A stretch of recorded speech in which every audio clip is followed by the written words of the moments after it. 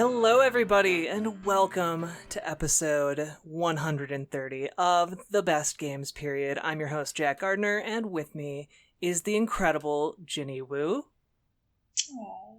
Unfortunately, Naomi isn't here this week, but I feel like the guest this week will help us elevate the show and will give us an opportunity to revisit one of my games that I feel got really shafted when it came out. Dragon Age 2. But before we get into that, hi Ginny, who are you? Hi. I am Ginny Wu, obviously, as Jack has already just mentioned to all of you guys, and gals, and ladies and lads, and all the other stuff. I am a freelancer. I do a lot of video game writing, I do a lot of video game podcasting, a lot of video game related crying about games that I wish were like out right now or just in general. And I tweet a lot, I shitpost a lot, and I love anime and Dragon Age, which is I guess why I'm here, because this is the Dragon Age episode, and I definitely like twisted Jack's arm. I was like, listen, babe, I really want to talk about Dragon Age. Yeah, and she was like, yeah, let's do it. So I'm here. Love Dragon Age. Love BioWare, complicated relationship, I know, completely realize that. Anthem, you know what, I wish it never happened. But I'm here. And yeah, we're going to talk about dragons and aging, and dragon aging. It's going to get really existential. Also, I want to point out that I am here under coercion. Please send help. Send help and pizza. A lot of pizza. Like, Jack really needs pizza in this time of need. I actually really don't need pizza. I had pizza for breakfast. Needs pizza. She needs pizza. Anyway, So, video game stuff. Do you have any news you want to talk about? I don't know if this is news per se, but Total War Romance of the Three Kingdoms comes out in a couple of days, and if you're a Total War fan, please get it. Anecdotally, I've heard that it's very good. Definitely not reviewing it for anyone at all for the moment. It is very good. I definitely feel like it is the game that if you are someone that's like, I've been curious about Total War, want to test the waters, but I don't really think that the strategy battlefield stuff is my thing. I'm more like a Civ kind of person, more into diplomacy, espionage, all the other cool stuff that comes with like 4X games. I would definitely say, don't give this Total War a miss. It's really, really great. In other news though, nada. Sorry. So that's my news. Plugging Total War, a game that I have not worked on. But I just love the series, so it's out soon. Well, alright. Check out Total War Romance of the Three Kingdoms, which I observed on Twitter definitely needs to be a dating sim. I'm amazed it hasn't happened yet. They have dating sims for, like, girls that turn into tanks, so yeah, I feel like this is just such a low-hanging fruit that hasn't been picked yet. I know. All these, like, sexy shoujo guys, you know? Really, it should just be a thing right away. So, my piece of gamer news, it's not really even really news, per se. It's just... So, I watched a few videos to brush up for Dragon Age 2, and I just want to say, if you are in the business of making video game-related media, and you're doing retrospectives on games that came out several years ago, maybe consider not making jokes that compare people to Hitler and Frank. Ooh, yeah, I was watching this retrospective on Dragon Age 2, and at the end of it, this guy, I don't remember which YouTuber it was like a really small one, but on top of having a very boring voice, they then decided, this would be a good time to make a little comparison between the relationship that some gamers have with Dragon Age 2 and the relationship between Anne Frank and Hitler. Don't do that. Just, especially because unlike this show, which is unscripted, presumably in an 8-minute long video, you wrote down a bunch of things that you were going to say.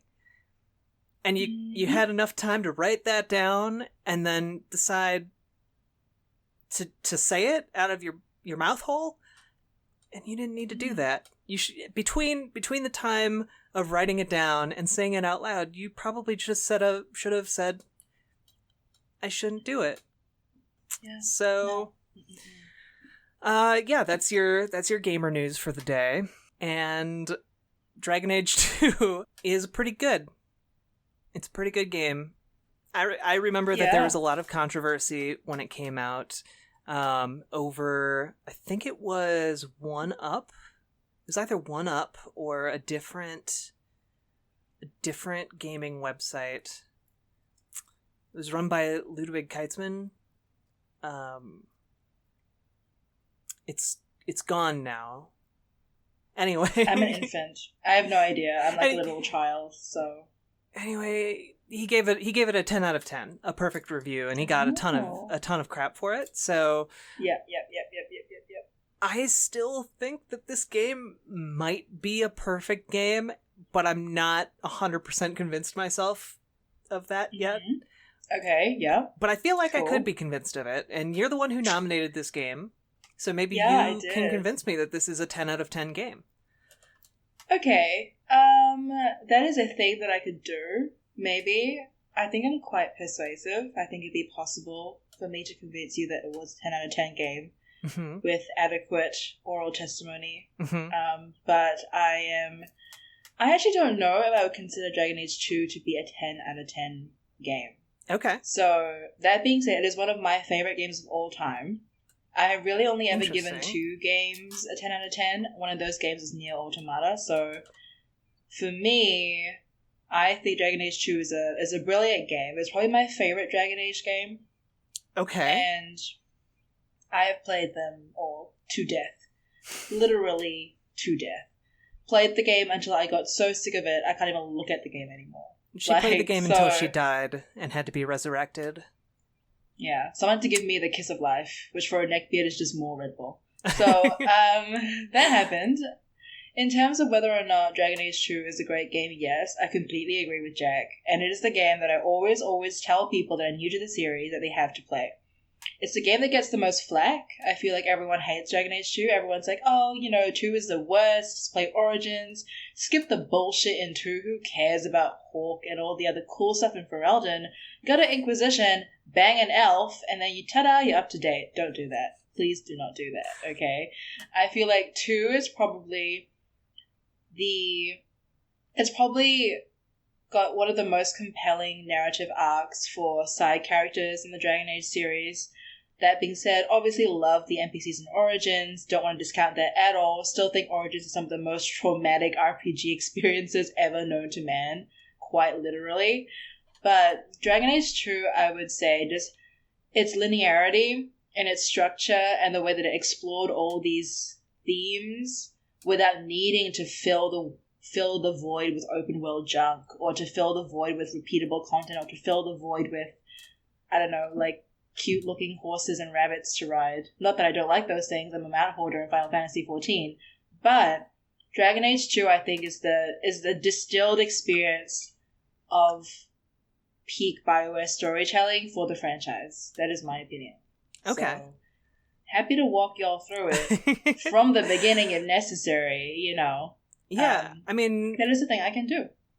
Yeah, I feel like getting like an kind of an overview of the story. Like, again, if you haven't played Dragon Age 2, like, we're gonna spoil the entire thing, so all of it. Go play it, or just stick around and learn about a game that you might have otherwise spent 200 hours playing.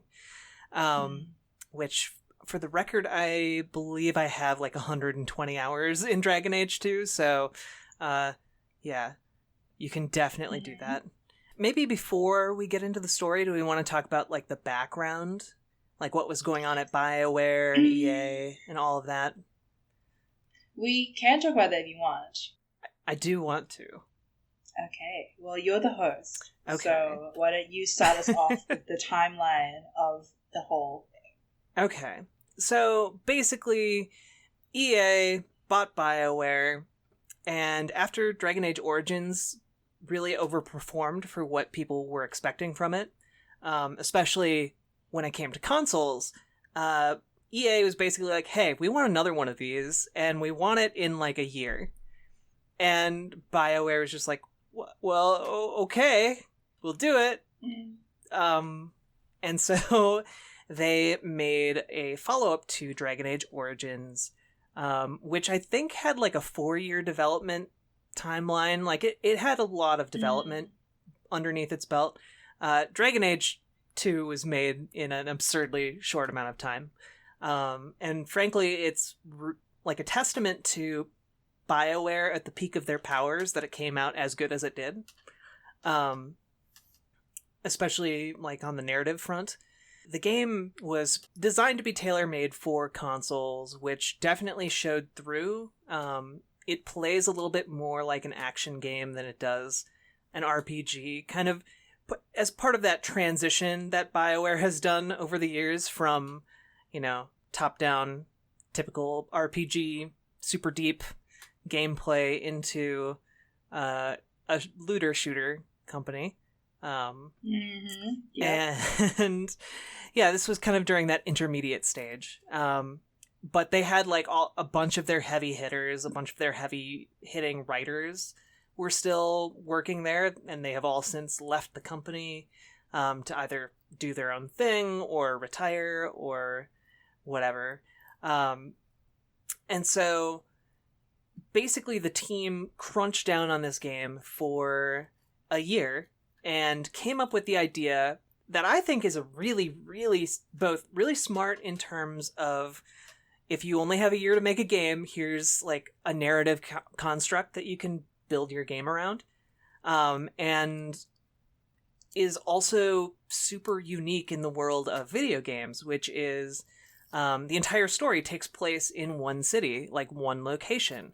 And by doing that, you're able to reuse a lot of assets, which of course became like a point of contention with people who actually played the game and weren't a huge fan of that.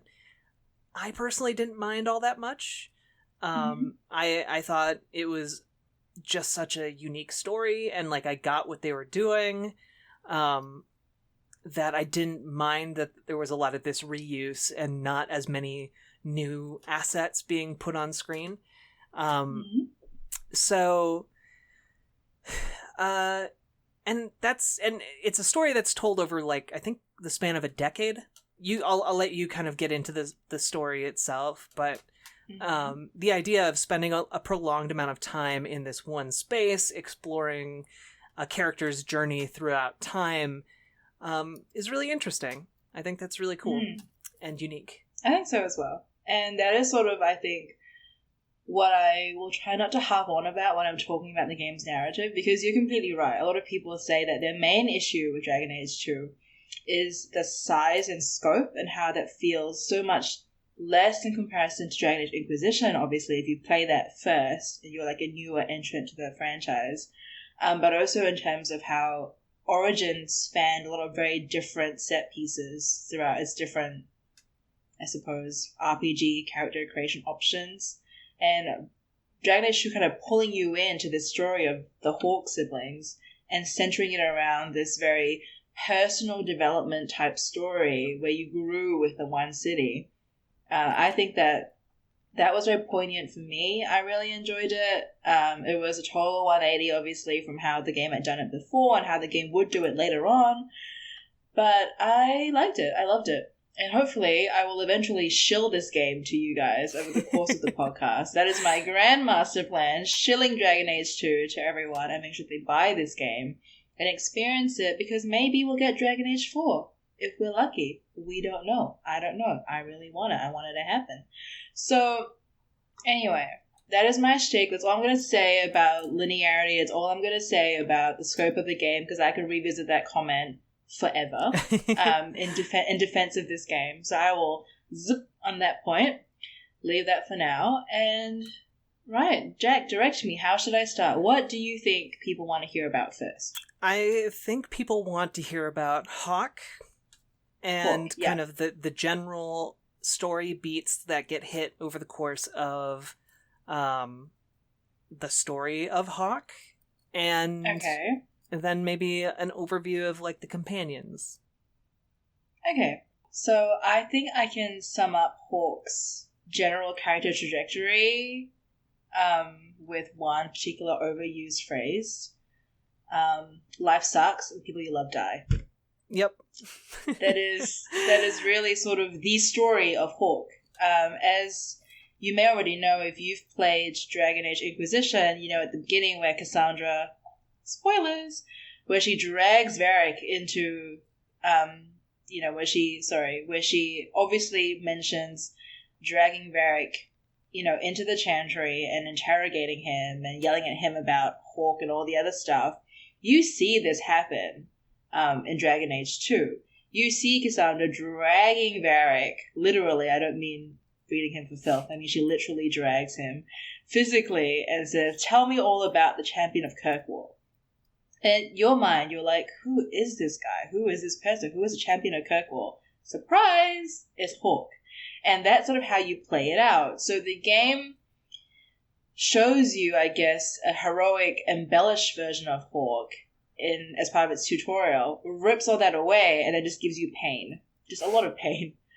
Pain upon pain upon pain. And that is how Hawke generally, I suppose, is portrayed as a character, someone that goes through so much suffering, so much pain, and still rises above. I mean, you could rise above sassily, aggressively, benevolently. But the crux, I think, of Hawke's character, what makes Hawke so compelling, is that you can relate to bad shit happening to someone. And you can relate to having to do what you need to do to get yourself by, to get your family by.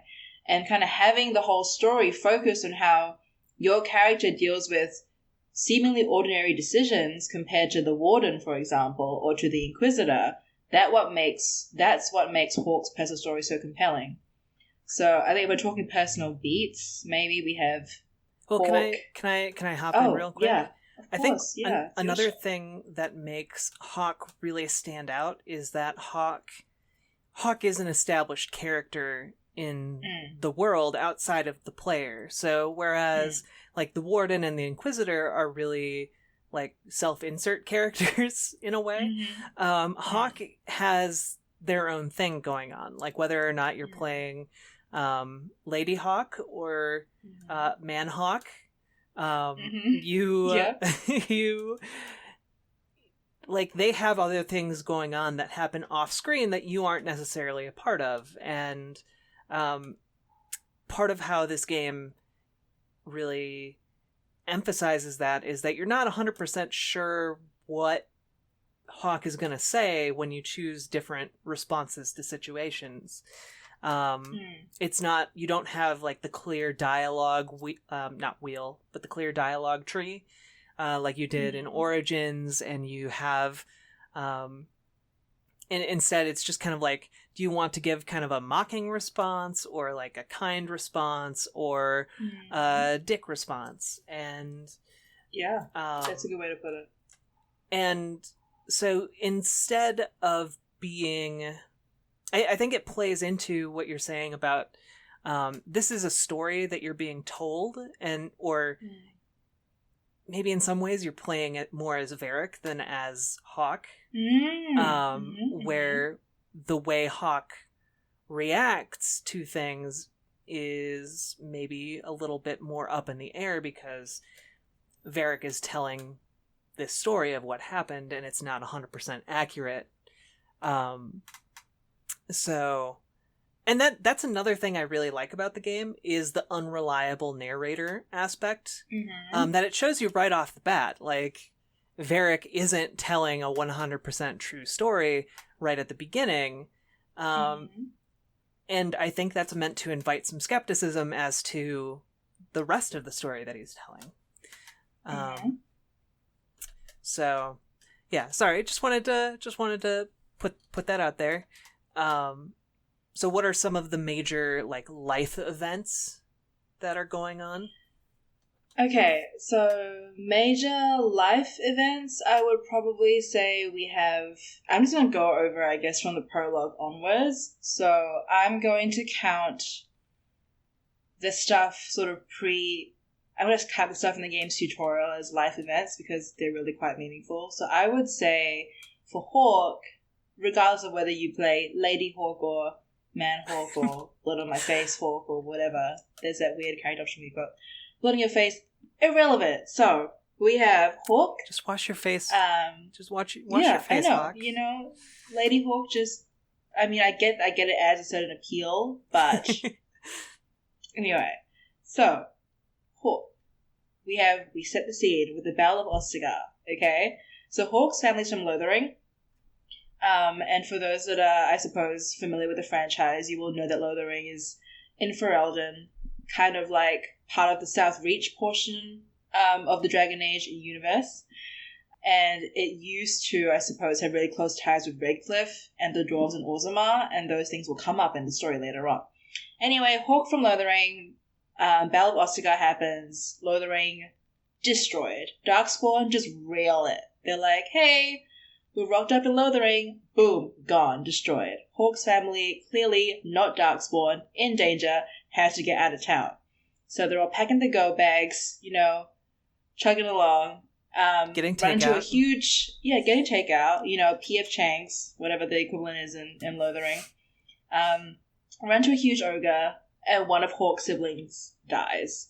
Depending on your class choice, and I think your lady or male Hawk choice, the sibling is different. So either your brother Carlo or your sister Bethany dies. Obviously, big plot point. The family meets Flemeth, sexiest dragon alive. Don't ask. Also Captain Janeway. Yeah. So, sexy dragon lady Flemeth, Captain Janeway, meets the family and brings them to a new life in Kirkwall, which is essentially an old slavers' city, where people that have fled Ferelden because of the Darkspawn are congregating, and long story short, you scam your way in, thanks to your shady uncle, and you start a new life in Kirkwall. And that's sort of where the game's tutorial stops and where you start building the story of Hawk. So my issue, I suppose not issue per se, but my issue with, I guess, telling the major Hawk story beats is that they all, once you enter Kirkwall, they all involve different NPCs, right? So for some context, Hawk has come to Kirkwall with Aveline, who lost her husband Wesley on the road to the Darkspawn. Very sad. You can't bang Aveline, don't even think about it. I thought about it. So, yeah, I mean, we all did. Guilty as charged, but can't happen. Essentially, what the game does is the game fast forwards you 1 year from when you enter Kirkwall, and it tells you, it gives you like a little montage, like a Eye of the Tiger-esque montage of how all your mates are doing. So you've got Hawk and their sibling doing usual scammy, semi-illegal stuff to get by. Let's be real. They're doing illegal stuff. Okay, definitely illegal stuff to get by. No question illegal. About it. Supremely illegal. We're talking working with smugglers, working with people that crack heads to get money. And if your sister Bethany is alive, you're also keeping her hidden from the Chantry. And if she's not alive, you're keeping yourself hidden from the Chantry because you're a magic user. And as you know in the Dragon Age universe, magic users, no one likes them, especially not in Kirkwall, which is supremely conservative and anti-magic. So, by the way, related conversation, where do you fall on the mages versus, oh gosh, what are they called? Templars. Yeah. Okay. So it's a sticky ethical situation. It is stickily ethical. So I am obviously very, very pro mage.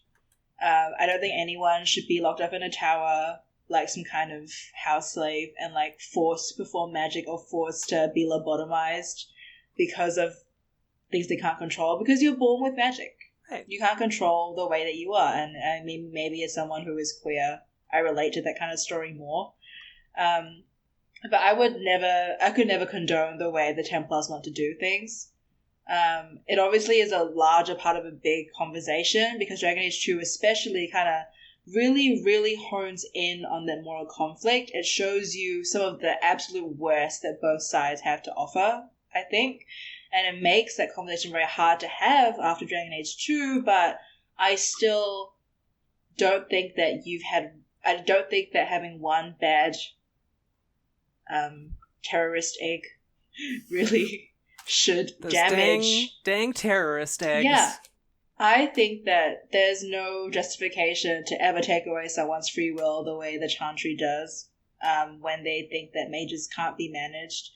And I think the system is fundamentally broken. I think Vivian has an okay idea in Inquisition about how to manage the whole thing, to give mages education, to give them structure. But in terms of the Templars, and I think let's just narrow it down to this game's context, I guess, just for clarity, I could never condone it, so I am definitely pro-mage all the way. Okay. That's fair. Like, I'm slightly conflicted because on the one hand, like, I'm with you. Like, mages, 100% should be free, should be able to do, live their life.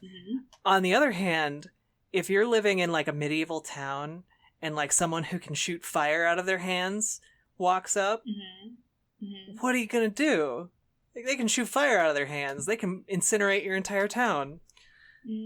So, like, I guess, what is the option for, like, a quote-unquote, like, muggle in this universe, right? Like, yeah.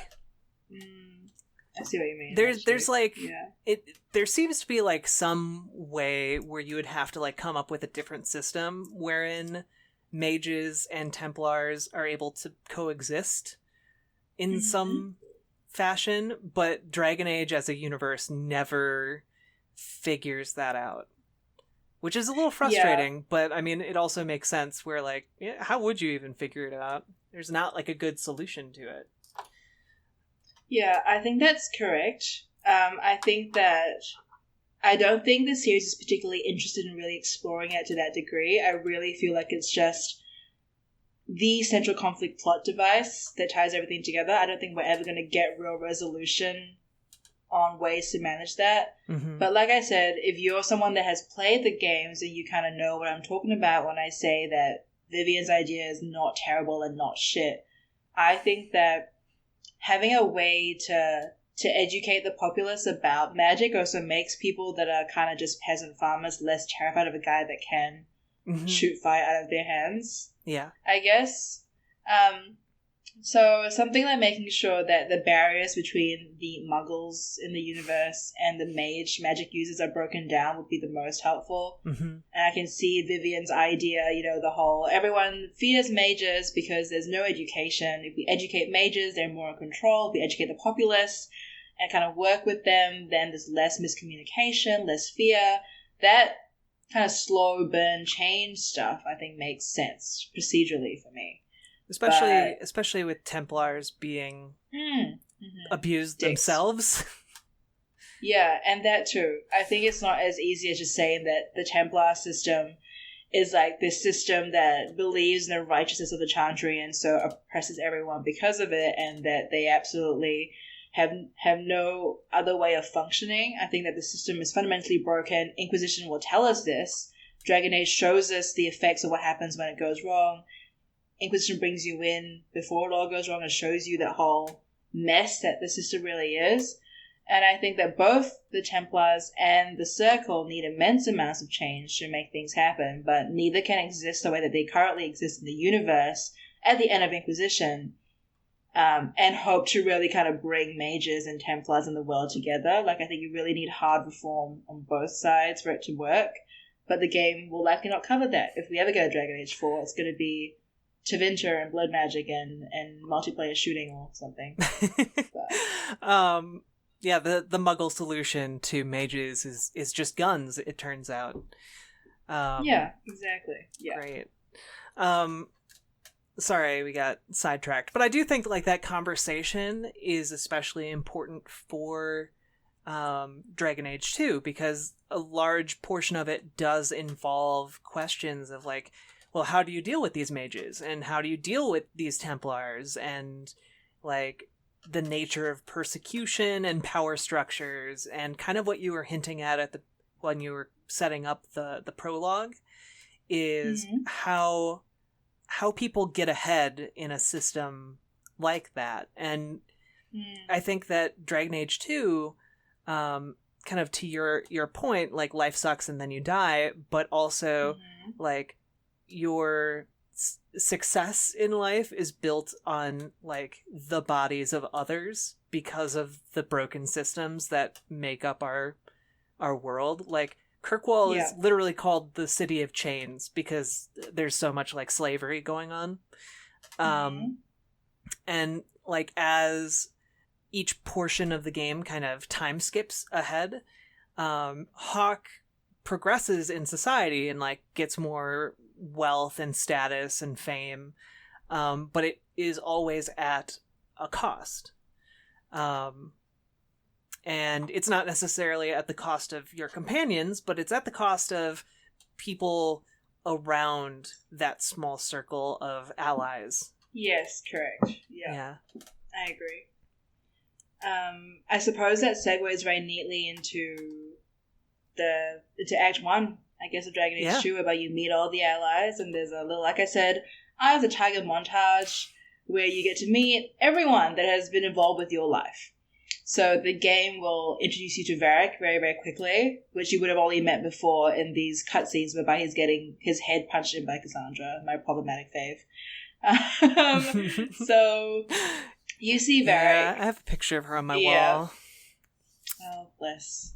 What a babe. Anyway, aside from Cassandra, who I definitely don't want to bang like all the time, so we are introduced to Varric, and Varric kind of actually sets up the entire route of Hawk's motivations for the next couple of acts within 2 minutes. It's pretty impressive, actually, that they do this, and they tie in all this stuff about Orzammar, about the Dwarves Merchants Guilds, and about Varric's backstory and about Varric's brother, literally in about 2 to 5 minutes.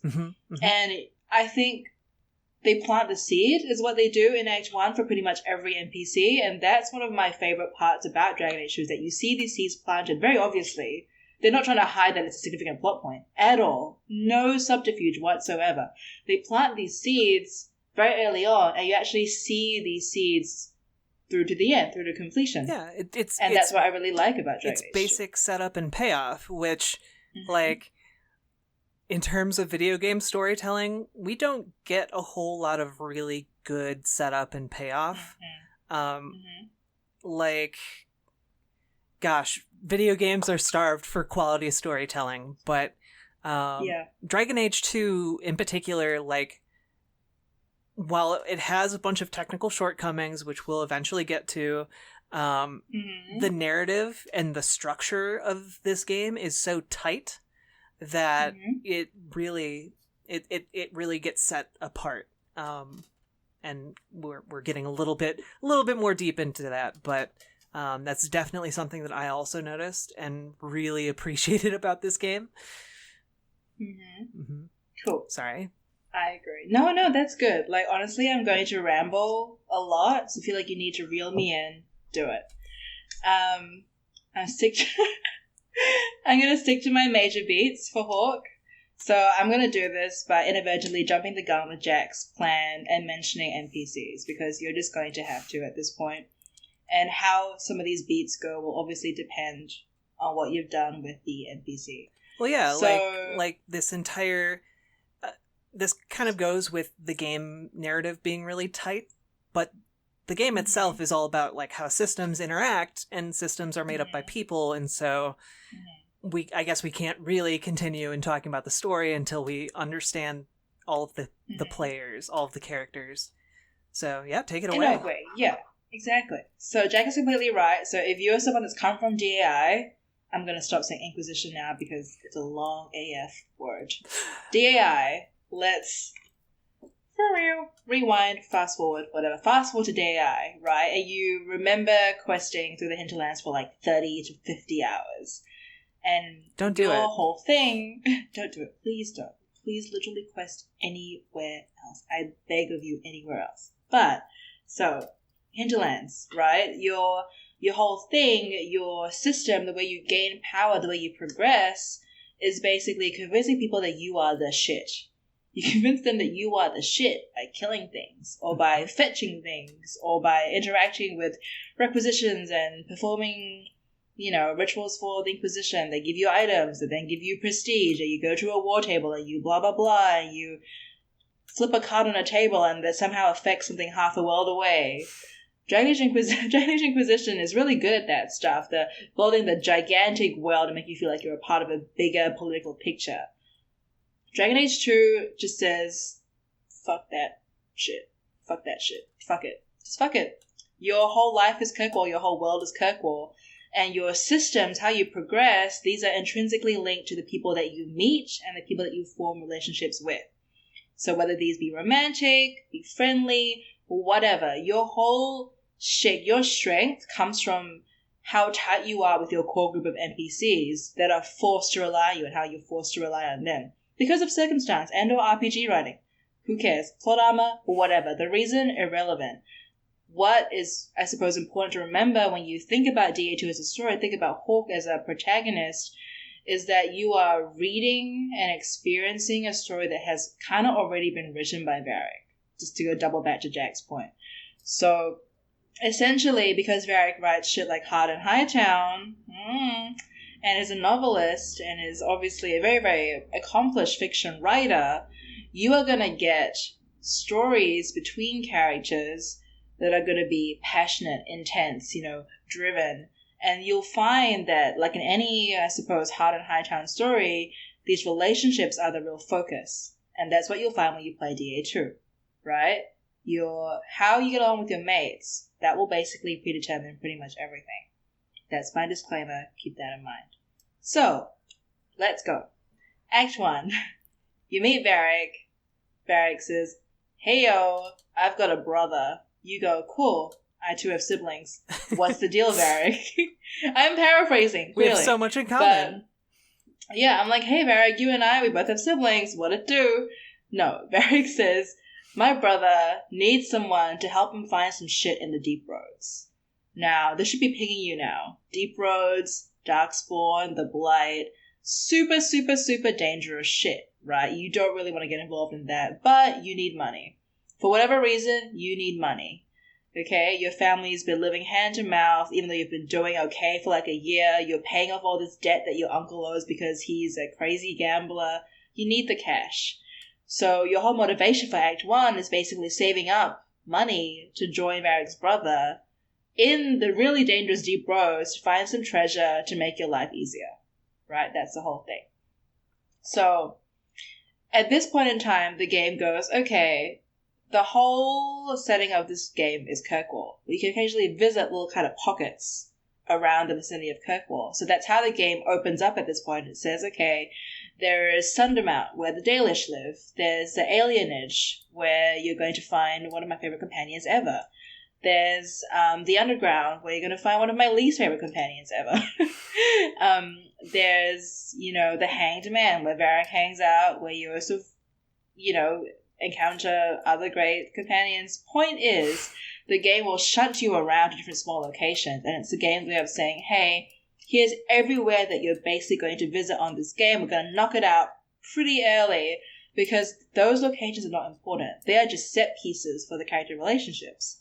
So, in Act 1, you meet the Dalish, and you meet Meryl, who is a blood mage. Spoilers, sorry. She's a blood mage that Plymouth knows about.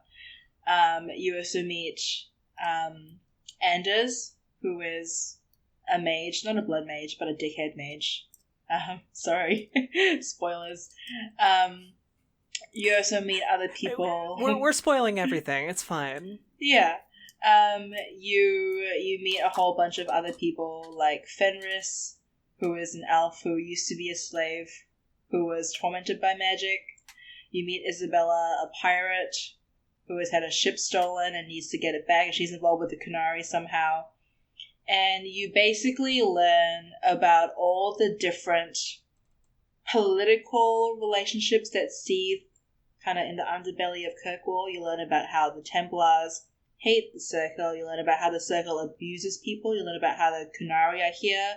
You learn about how xenophobic people in Kirkwall are. You learn about the slave trade in Kirkwall through Fenris. Obviously, you learn about Tevinter. You learn about blood magic. The game sets up pretty much everything important in Act 1. Well, and Kirkwall itself, like, just worth noting, is like this melting pot of all of these different cultures and perspectives throughout Thedas. So, like, you end up learning a whole lot about the Qunari and Tevinter and blood magic and all of these things that weren't 100% fleshed out in Dragon Age Origins. And so, if you're interested in, like, lore and world building and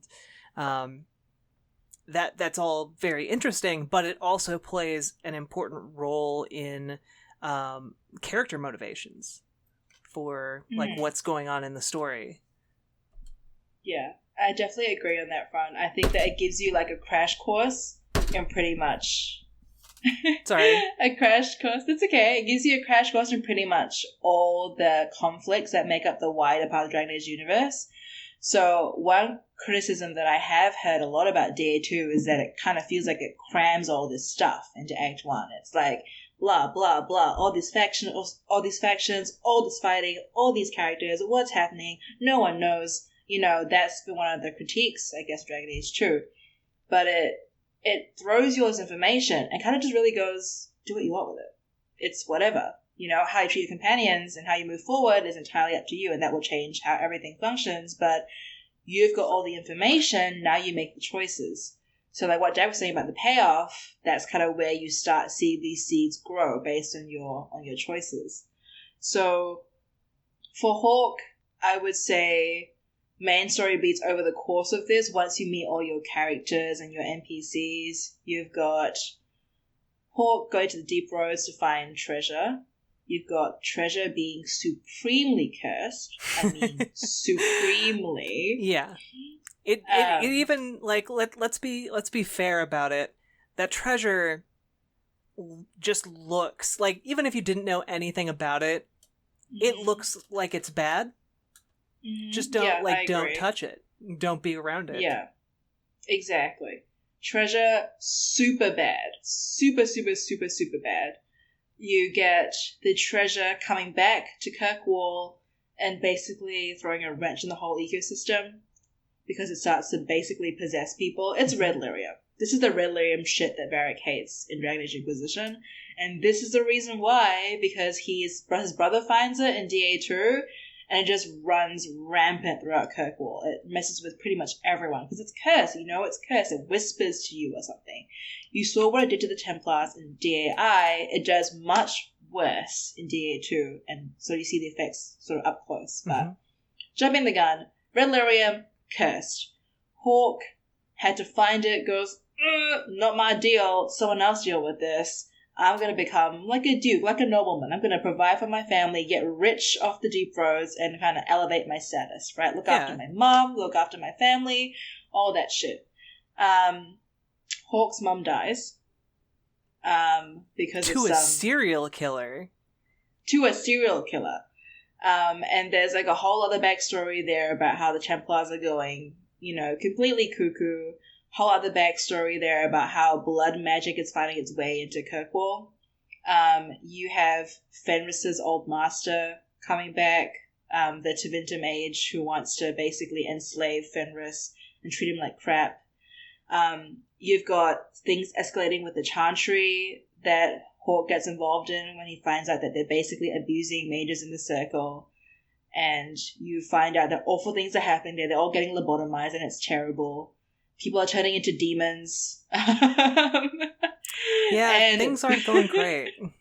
Things are going awfully, and Hawke is involved in all of these. At some point, Hawke's companions and Hawke piss off the Arashok, who is the Qunari leader. Yeah, they arrive like halfway through the game, too. Yeah, they just kind of show up. They're just like, "Ayo, we've got some explosives.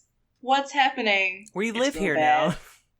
Yeah, they live there. They want to convert people to the Qun, take away their free will, apparently, is what people are, is how the people at Kirkwall see it. So there's that conflict there. Hawke gets involved in that. Basically, I can sum up Hawke's entire story beat by saying all my NPC friends get involved in some fucked up shit and I have to help them. Yep. That is it. All these fucked up things are somehow to do with Kirkwall. All these things add to the tensions in Kirkwall as well, and all these up things eventually result in one of my friends potentially one of my friends blowing up the Chantry. Yeah. Yep. So, and just real quick, one of the things I love about the Kunari just showing up is that throughout the entirety of the first game, we only met one Kunari, and he was like, yeah, an outlier. Mm-hmm.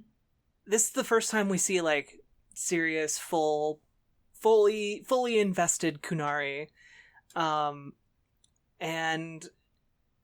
it's really just interesting because there's a ton of fear mongering around them, but they're not actually like crazy. Like they just have a vastly different society and outlook and perspective on life, and so and one that might be incompatible with, you know, other perspectives, and so, but maybe it's not. So there's like that tension of like trying to figure out how to navigate around this other faction that just shows up and has entirely different priorities from what the current system prioritizes. And again, it's just one of those ways that the game really makes things more complicated and interconnected, because, you know, the Kunari being there certainly doesn't make the blood magic easier to deal with. It certainly doesn't make the red lyrium crazed demons easier to deal with. It doesn't make it easier to deal with when there's suddenly a terrorist attack in the middle of this city. One of the things Dragon Age 2 does really well is escalate the conflict. Because it starts out and you're just like a low-level thug, and suddenly you're catapulted into fame and riches, and at the beginning of the game, those fame and riches, those were going to solve all of your problems. But you instead you get to this next level. You succeed with a cost. You know, it costs Varric his brother. It costs the town a bunch of lives. But, you know, supposedly, now all your problems are going to be solved. But then they aren't. There's still a serial killer out there who killed your mother. There's still like that Tevinter blood mage and trying to take control of Fenris. Like, yeah. So it's swapping out your previous set of problems for even higher stakes problems, because you now have wider influence and wider power. You can now screw up everything more. You're a bigger target, and I think that's just a really interesting dynamic to have in a game. And maybe I'm like overthinking it and giving it too much credit, I'm not sure. But so Fenris was your favorite companion? Fenris is my favorite companion. He's like my son. And Isabella's a close second for like very different reasons, aesthetically and like, you know. But Fenris is my favorite. I think he's got the story that I resonated with the most. I found him really compelling as a character. I found his backstory and his family issues very well written, and I kind of feel like he was meant to really be the coin to Anders, right? They're both on either side of the whole Templar magic debate. But while Fenris had very strong opinions about mages, when you kind of get to know him and kind of come around to him, and he becomes more tempered as a person, he stops saying awful extremist things. Anders, not so much. Anders is just a giant dickhead. Yeah, and Anders is the mage side of the coin. Yeah. And Dragon Age 2 actually isn't the first time we've seen Anders. He also was one of the main characters in Dragon Age Awakening, which was the expansion DLC for Dragon Age Origins. But it was like its own standalone story type deal. But yeah, I think for me, definitely Aveline, and I really kept Aveline and Fenris in my party most of the time. Sometimes I had Meryl in there. I'm a sucker for blood mages. I think they're really cool. And often... Okay, alright, Blood Mage. Often they have really terrible backstories, and I love terrible backstories. So I guess kind of... We've gone over some of the details. Did you play with the DLC for Dragon Age 2? I did play with the DLC, yeah. Okay. So I didn't. So does Sebastian add anything really significant? Sebastian is a character that I seemed boring. Personally dislike. He is kind of the Cullen of Dragon Age 2. Sorry to all the people that love Cullen as like a romance option. I love Dorian and Cullen together as a concept in Inquisition. Don't so much love myself, the Inquisitor, with Cullen, because obviously I went with Stolas because I am a masochist. Anyway, whatever. Another time. That's a discussion for another time. Sebastian is basically the quintessential Chantry boy. Super conservative views on a lot of things. Apparently he has a sexy accent. Doesn't do anything for me. But he essentially, I suppose, gives you more of a window into the whole Chantry Templar dynamic.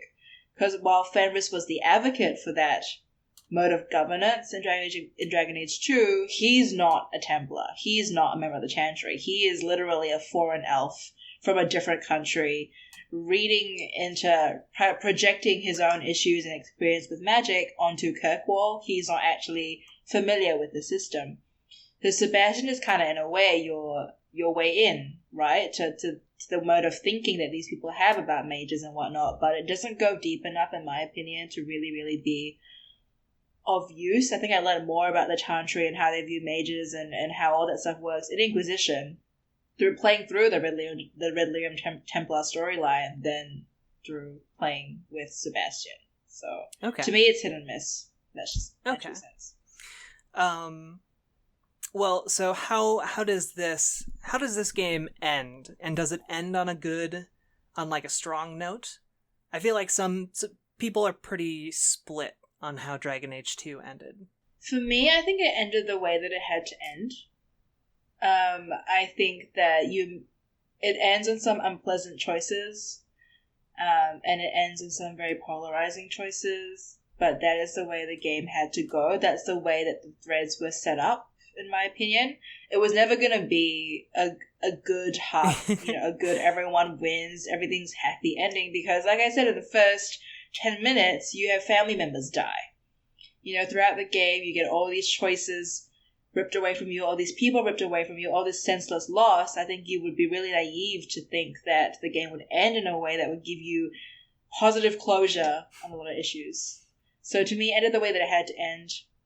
There was only one way things could go with Fenris, or a couple of ways if you're, not going to make that decision. But the minute they set the minute they set Anders on that path, there was no way you were going to get like a happy, positive ending. It was always going to end complete shit. I got so mad when I was playing that game for the first time. Not at the game, but just at Anders. He done messed up. He really messed up. This guy messed up a whole lot. It's almost like the most messed up. It's interesting because there are a lot of levels to Dragon Age 2. Like, in some ways, it's the story of Varric, because Varric is the one telling the story. In other ways, it's about Hawke, like you're the player character. But I think really deep down, it's the story of Anders and his radicalization, and how that has a wider effect on the world. Because, like, for all that Hawke does, and Hawke does become this hero,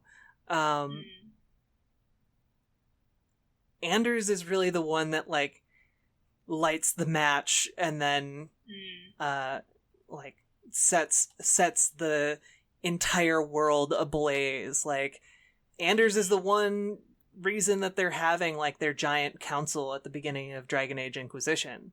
Like, that is true. That is correct. He kind of brings it all together like that, yeah, like, so it's really interesting. Like, just you're talking about it made me put those pieces together. But what actually happens at the end of Dragon Age 2? Boy, what doesn't happen? So I guess, are we going to count the Meredith Templar stuff as the end? Or the what? Or what are we really... The stuff with Meredith and, like, her whole, like, you know, Red Templar possession stick, are we going to count that as... Is that going to be the end? Are we counting from the, you know, the whole Chantry stuff as the end? Like from the explosion, like the attack on the Chantry. Wow, I had a really hard time saying that. To the credits. Okay, cool. So basically the last quest of the whole game essentially is what you're wanting us to cover, right? Yeah. Yeah, okay. When the city's in chaos. Yeah, there's stuff is on fire. This is like the last episode of Game of Thrones right here. Everything's just like chaotic, just just completely blown out 100,000%. So Anders triggers a bomb that he's put beneath the Kirkwall Chantry, and it kills everyone inside. Like, no survivors. We're talking everyone absolutely dead. Completely dead. And it kills, like, some of the people who are, like, advocating, like, moderation, too. Exactly. Yeah. So it kills everyone in the Chantry building, kaput, gone.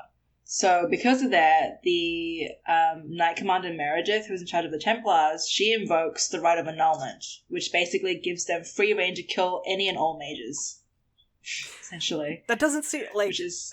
Like, I know I was kind of, like, in the middle when we were talking about this earlier.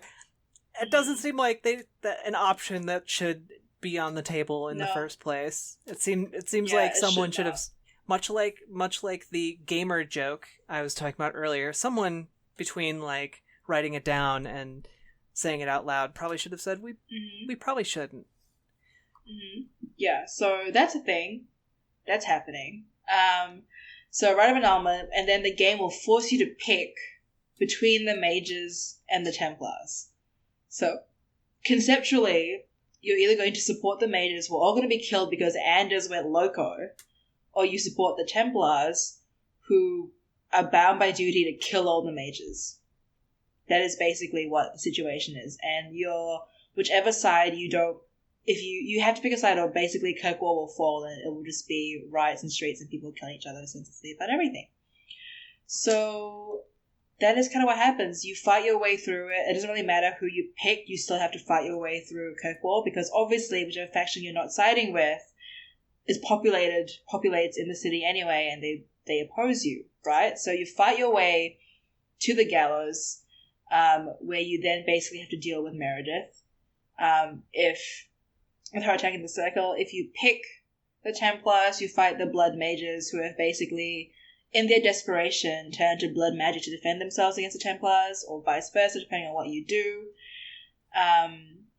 Essentially, you have to kill Orsino or Meredith, I'm pretty sure. Like, you kill one of them, depending on who you side with. You learn that basically Meredith bought the Lyrium Idol from Bartrand and went completely nutso. Cullen realizes that Meredith is completely nutso, and you basically have to kill her because the sword is corrupting her mind and all the other awful stuff that happens when you have red lyrium. So Meredith dies eventually. Yeah. It makes you do that. I feel like, again, there's probably a point between, like, her seeing this weird red idol and it being made into a sword, where someone along the line probably should have been like, this is a bad idea. We're just going to get rid of this clearly bad and evil thing. Anyway. So, bad and evil thing happens. Meredith essentially gets turned to a red lyrium statue. And at that point, because you're kind of like at the gates of like the main city square conflict area whereby you first show up in Kirkwall, that's like the last battle. It's like you're facing down Meredith in the Red Lyrium Idol. She's crazy, she's powerful, you kill the ever-living crap out of her. Depending on what happens, the Templars either let you leave if you support the mages, or they bow down to you and they go, oh, cool, thanks, man, you killed Meredith, she was awful. And then after that, the game kind of like cuts, and it tells you about the effects of Anders' actions on the wider world of Thetis. So you're like, cool. And on a high note, chopped that bitch. She's done. The game's like, actually, no, a lot of bad shit happens afterwards. You're like, ooh, fuck, what happens? The game will tell you. So, essentially, what Anders did in Kirkwall and what was done in retaliation by the Templars, even if you don't help them, they still want to invoke the right of annulment, right? They still want to kill the fuck out of all the mages. So other circles hear about that and they rise up. They basically rise up. They're like, we're sick of this shit. You guys are killing us in the streets. That shit's fucked up. They have their gamers rise up moment. Yeah, they do have their hashtag mages rise up moment, you know? And then, MageGate happens. The Circle of Magi gets disbanded. And, Hawk's group of mates, they also go their separate ways. Hawk disappears, and then you get the Mage-Templar War that happens.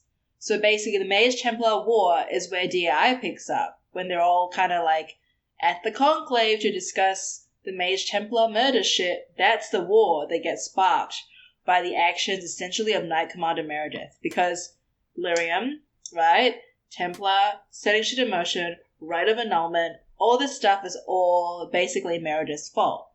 So the game tells you this and also basically goes, you know what? Anders and Meredith fucked up. That's the whole reason for this war happening. Well, like, part of what makes it really interesting to me is, like I said earlier, so in a way, Dragon Age 2 is the story of Anders' radicalization, because he sees this obviously unjust and like horrendous system that's just grinding people up and spitting out their bones, and it letting them live if they're lucky.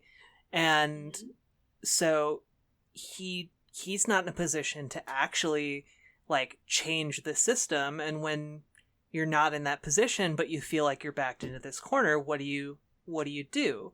And he did, he had limited options, and so he chose a violent path that had these wide-ranging implications. And meanwhile, you have Hawk as kind of like the counterbalance to that, who's going with the system, but being one of the lucky people who is doing the crushing rather than getting crushed. And then you have Meredith, who's like an agent of this corrupt and broken system that the game really wants to emphasize. It's a corrupt and bad system. Like that's what the red lyrium is. So, it's there's a lot of really complicated stuff going on in that. Yeah. I agree with you. I think it's a lot more complex than the 2-minute wrap-up the game gives you at the very end about what happens in Kirkwall, like the quick rundown about your companions, if the person you're boning is still boning you, what y'all are doing, where Hawk is, no one knows. And I feel like that's sort of one of my main gripes about DA2 is that I can conceptually see where they draw these threads between the ending of the game and the Kirkwall Uprising to DAI. I can see the connection very easily. But I think for a game that was all about interpersonal relationships and how those affect and how those give, how those spiral out into a butterfly effect upon politics, upon the world, and how one person and one bomb can really destroy a whole universe, for a game that has all this stock and interpersonal stuff to kind of wrap it up in 2 minutes at the end, kind of felt like that was my one part where I felt, hey, I felt the time constraint, in making the game. That's when I really felt it the most. Not in the linear levels. I can give a about dungeons. They look like they look. Whatever. For me, that was where I really felt the crunch, was the way that it ended. You had this huge build-up, this immense resolution, right? With Meredith, you had all the threads from Act 1 kind of pulled together, and then 2 minutes of maybe Fenris and Hawk are still boning somewhere in the free marshes. I mean, I think, thematically, I think it fits, though, right? Like, this is a story about someone's life, and life doesn't necessarily give you a ton of those really good resolutions, you know? Like, often it's just really messy and weird, and yeah, for sure. Yeah. But yeah, I can see how that would leave a lot of people feeling really unsatisfied. But I also, like you were saying, like, this is a story about a bunch of connections between people, and I also think that it has aged very well. Like, there are a lot of issues that it raised in the game. Like, you know, there's like a whole bunch of people these days who talk about how games aren't political. Dragon Age 2 is all about politics. Super political. Yeah. Like, it's in my mind, if I'm gonna like simplify its like political stuff down, it's about how banding together in a group of people that you can trust, you know, even if they come from different backgrounds, will allow you to survive even under these terrible systems that crush and destroy other people. But that survival and perhaps that thriving, as long as the system is around, is going to come at the cost of putting other people down into the dirt. And I think that that can apply to a lot of different systems that exist in the real world, whether it's capitalism or, I mean, in the game, it's literally capitalism. That's like the first act of the game is what's destroying them. Later, you can apply like the later parts of the game to whatever it might be, like religious bigotry or civil rights or you know, whatever. That's kind of the beauty of a fantasy story. That's not the word I was looking for, but like it can be flexible. And I think for me, I find it really interesting that Dragon Age 2, which is a game that doesn't really focus so much on the wider political picture of Thedas, you know, it's a game that has a laser focus on these relationships. It actually probably is the most political Dragon Age game created, like what you were saying. Yeah, like it... And I think it's because we get to know this location and the different factions and the different main characters so well, and we understand their different perspectives, and that understanding is what allows us to dig into like the political battlefield, I guess. I don't know. I feel like I could talk about this for a long time, and I don't want to bore everyone to death. But you should play Dragon Age 2. You really should. We both recommend it highly. So definitely. Would you say that this is one of the best games, period? Like, I know you said this might not be a 10 out of 10 game, but here on the Best Games, period, it's a show about talking about whether or not a game might be one of the best games of all time. So, does this reach those heights, or is it merely a great game? I think for me personally, it is one of the best games, period. Okay. So. What leads you? Why do you say that? For me, I think it's just I have not played a game quite like Dragon Age 2 since Dragon Age 2. I play a lot of RPGs and JRPGs, but I have not ever played a game, that made me, I suppose, think about the things that Dragon Age 2 made me think about, that made me feel the way this game made me feel.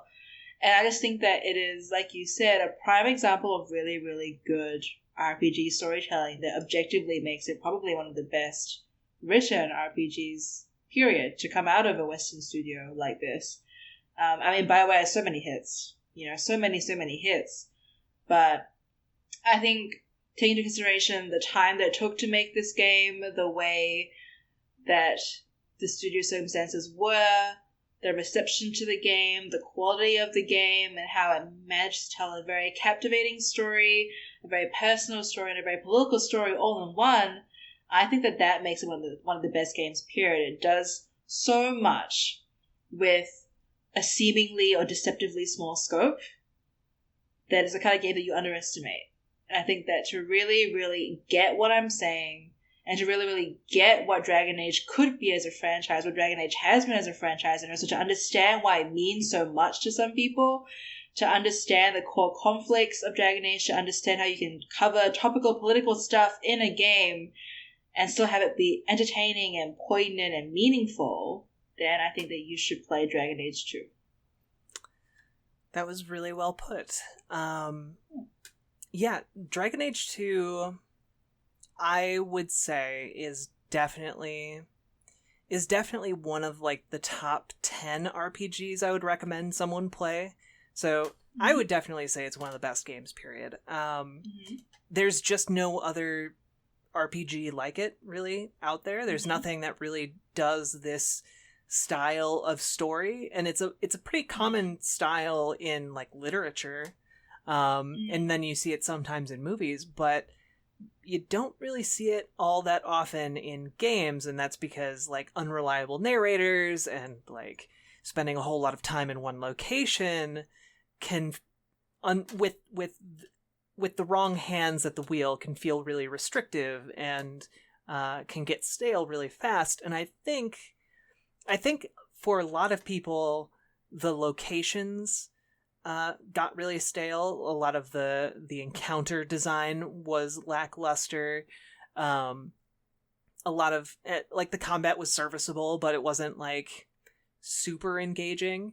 And so I think this game definitely has problems, but the reason people play games, play RPGs, is for the story. Like that's the overriding factor for any RPG.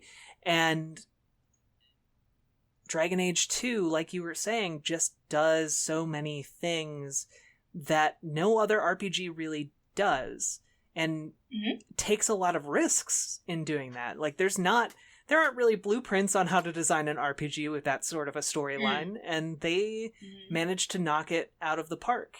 The way that the narrative is structured, the way that there's all this setup and payoff, the way that built into all of that is a ton of world building that we never really got in the first game. And even though Dragon Age Inquisition spanned like an entire continent and a half, I feel like I still learned a whole lot more about the world from Dragon Age 2. Yeah. Which is interesting because it only takes place in this one place.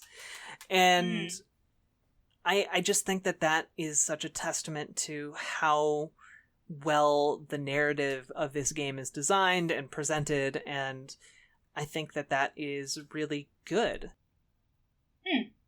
So that would be why I would recommend it. But obviously there are people who disagree. Usually we have a section on this show about bad Metacritic reviews that say the opposite of what we just said, but I totally forgot to look that up before the show because we kind of threw this together impromptu.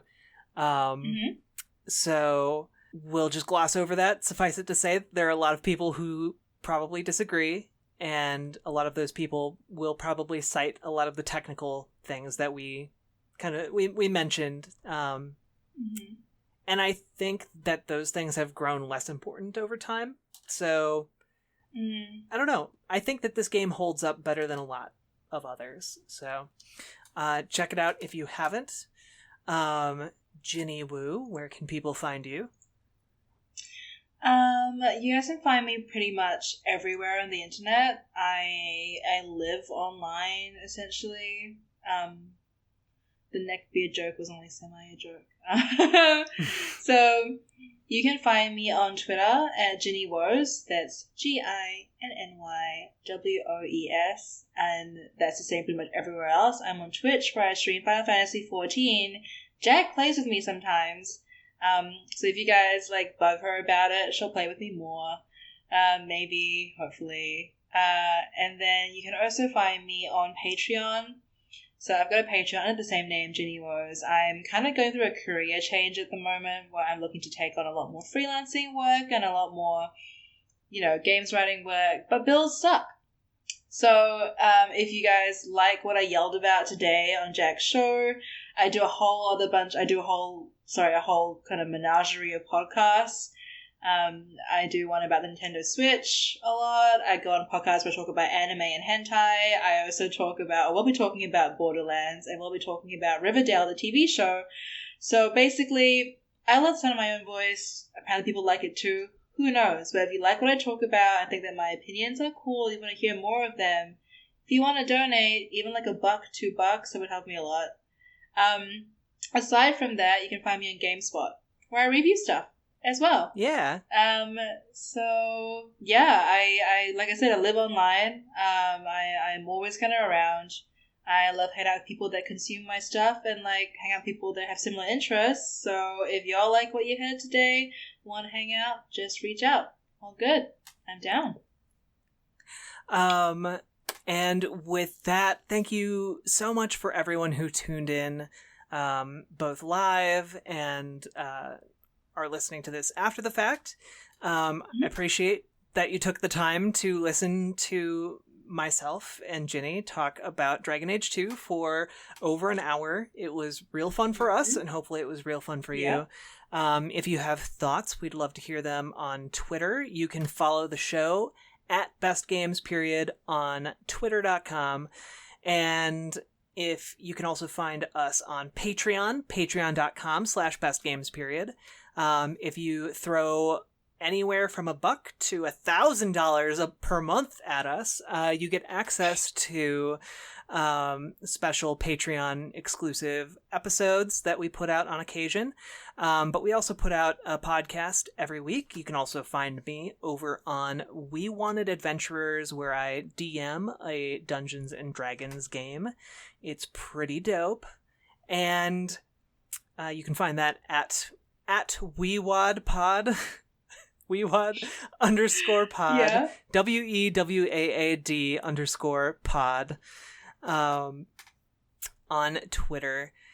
You should also consider checking out Extra Life. And if you don't know what Extra Life is, it's a wonderful charity. It's part of Children's Miracle Network Hospitals, and basically people play games and raise money for sick and injured kids in hospitals.